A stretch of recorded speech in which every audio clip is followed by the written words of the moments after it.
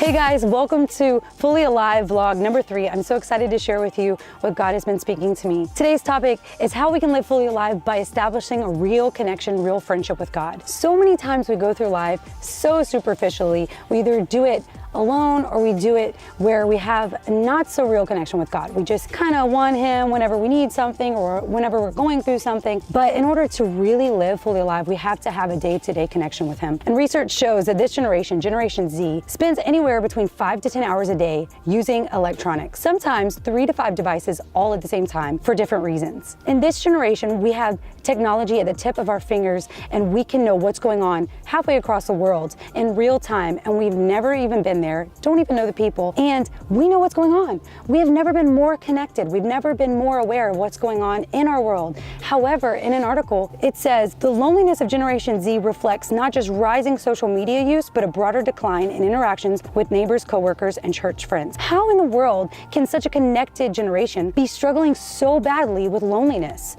It went on to say, loneliness has the same impact on mortality as smoking 15 cigarettes a day, making it even more dangerous than obesity. Loneliness is the weapon of choice by the enemy. He is using this as a mental prison to barricade us, to barricade this generation in hopes that we will never fully reach our potential. Yet there is hope. God teaches us how to build a friendship with Him. In John 15:13-15, Jesus says, "Greater love has no one than this, than to lay down one's life for his friends. You are my friends. If you do whatever I command you, no longer do I call you servants, for a servant does not know what his master is doing. But I've called you friends, for all things that I heard from my Father, I've made known to you." So this is super cool because we have the opportunity to know what God is doing and why He's doing it. But so many times we're distracted or we're really not interested to know even what God is doing. And sometimes we doubt His intentions for us. Sometimes we doubt, is God even there? Sometimes when we go through things, I've heard people say from time to time, where was God when I went through this, insert traumatic experience, insert pain? And they wonder, where was God? But that's not the question to ask. The question to ask is, where were you when you needed God? Because God already told us that He's close to the brokenhearted. So where were we when our hearts were broken? Where were we when we needed Him the most? Did we draw close to Him? Did we ask Him for help? Did we reach out? Because He was right there the whole time. So my son Jonathan is coming up to 6 months, and about a month and a half ago, I was reading his app that tells us different developmental leaps that he is going to be coming up and going through, and different things that we should do to help him further his development. And one of the things it was saying was put something in front of him and have it disappear and then reappear that same item, so he knows, quote, while things can still be unseen, they still exist. And sometimes we doubt that God is even real. So if a 6-month-old child knows that I could take this phone and then all of a sudden I hide this phone, he knows that the phone still exists.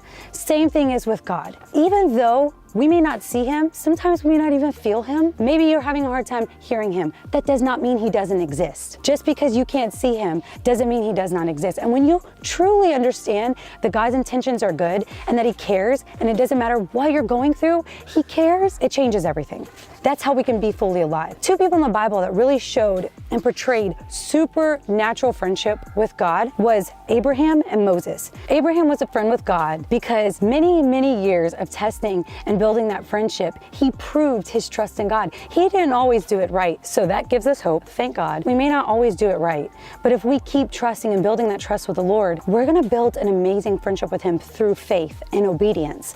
See, Abraham was obedient to God, maybe not the first time, but the time that it mattered. When God told him to take his only son and to actually sacrifice him, his only son Isaac, as being obedient to God. And that 3-day journey, it was very difficult for Abraham. I'm sure he had many thoughts that came into his head. Why is God make me do this? What is this? But you know what? He trusted Him and he trusted His intentions. And at the last minute, God told him, you don't have to do that. It's about obedience. Obedience is greater than sacrifice. It's so important to understand that obedience with God actually can bring us closer to Him. We may not get it, But just like with a really great friend that you trust, if they say, hey, I need you to do this, you may not fully understand it, but you do it because you trust them. Same thing is with building a friendship with God. And Moses had conversations with God as if he was right there, as if he would do with a friend. In Exodus 33:11, and so the Lord used to speak to Moses face to face, just as a man speaks to his friend. Moses wanted God more for who he was than what he could get from him. See, God had extended the invitation for all of the Israelites to come up to the mountain to actually see God and meet with him face to face. But only Moses came. The Israelites got scared. And because the thunder, because the lightning, because of the glory of God actually manifesting, they got scared and they didn't want to go. Many times God extends an invitation for us to have personal connection and personal friendship with him, and we're distracted, we're scared, or we just don't have the time for it. And that is the sad thing, is that the God of the universe actually wants to have connection with us, but we're the ones who delay that. We're the ones who don't actually reach out to have connection with him. It says in Exodus 20:18, and the people heard and saw the thunder and lightning, the sound of the horn, and the mountain smoking. And when the people saw it, they shook with fear and stood far away. They said to Moses, you speak to us and we will listen, but do not let God speak to us or we will die. So God is looking for modern day Abrahams and Moseses. God is looking for the people who actually want to go out of their way to build a friendship and connection with him. It's not always going to be easy, but if we're going to be the ones who are going to do it, it's going to change everything. It's going to change the world around us. It all starts in our minds. Why does God give us free will? We have the power to choose, because God's not going to make us love him if we don't. It reminds me of that famous song, I can't make you love me if you don't. You can't make your heart feel something that it won't. And it makes me think that it starts in our mind. Our mind and our thoughts influences our heart.